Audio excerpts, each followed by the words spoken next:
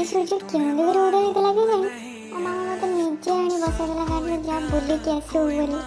ମୋତେ ତ ଭାରି ଆଶ୍ଚର୍ଯ୍ୟ ଲାଗିଲା, ସେ ନିଜେ ଗଲାନି କିନ୍ତୁ ମୋତେ କେମିତି ଛାଡ଼ିଦେଲା ଯା ଏକୁଟିଆ।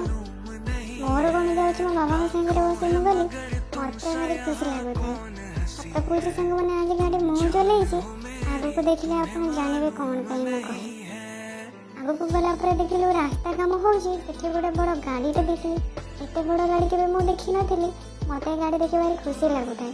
ଟାଉନରେ ପହଞ୍ଚି ଦେଖିଲି ଏତେ ବର୍ଷା ହେଉଛି, ଏଇ ଖୁସିରେ ମୁଁ ଗୋଟେ ଗୀତଟେ ଗାଇଦେଲି।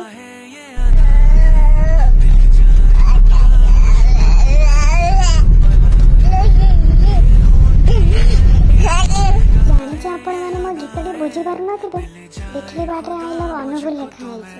ଆପଣମାନେ ଏବେ ଜାଣି ତ ପାରିଲେ ମୁଁ ଅନୁଗୁଳ ଏରିଆର ବୋଲି। ଓହୋ, ଯେଉଁ ବର୍ଷା ହେଉଛି, ଭାଗ୍ୟ ଭଲ ମୋତେ ବାବା ସାଥିରେ ଆଣିଛନ୍ତି ବୋଲି।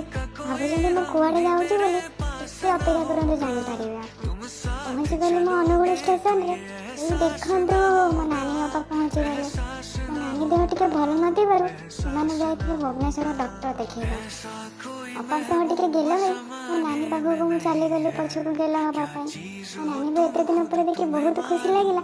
ମାଂସରେ ଟିକେ କଚି ହେଇଗଲି, ଦୋଳି ଖେଳିଲା ଭଳି ଲାଗିଲା। ବାପା ଦହିବରା ଧରି ଗାଡ଼ିରେ ବସିଲା।